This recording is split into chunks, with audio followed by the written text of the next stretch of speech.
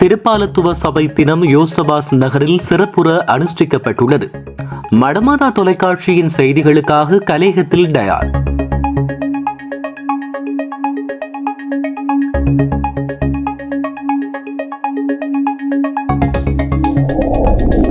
கத்தோலிக்க திரு அவையில் நேரடியாக பரிசுத்த பாப்பரசர் அவர்களின் கீழ் இயங்கி வரும் திருப்பாலத்துவ சபை தினம் ஞாயிற்றுக்கிழமை சகல மறைமாவட்டங்களிலும் கொண்டாடப்பட்டது.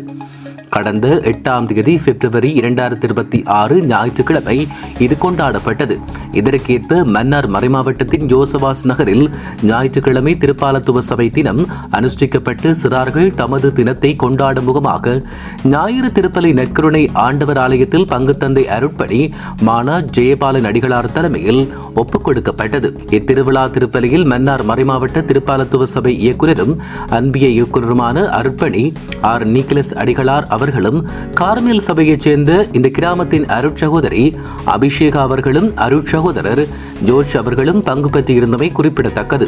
ஆரம்பத்தில் திருப்பாலத்துவ சபை கொடி ஆலயம் ஒன்றில் ஏற்றப்பட்டு திருப்பாலத்துவ சபை சிறுவர்கள் அருட்பணியாளர்கள் மற்றும் இறைமக்கள் அனைவரும் பவனியாக ஆலயத்தில் வரவழைக்கப்பட்டதுடன் மங்கள விளக்கு ஏற்றப்பட்டதை தொடர்ந்து திருப்பலி ஆரம்பமாகியது. திருப்பாலத்துவ சபை தினத்தினை முன்னிட்டு தூய ஆவியின் அடையாளங்கள் எனும் கருப்பொருளில் நடத்தப்பட்ட ஓவிய போட்டியில் முதல் 3 இடங்களை பெற்ற மாணவர்களுக்கு பரிசில்களும் திருப்பலியின் நிறைவில் வழங்கி வைக்கப்பட்டது.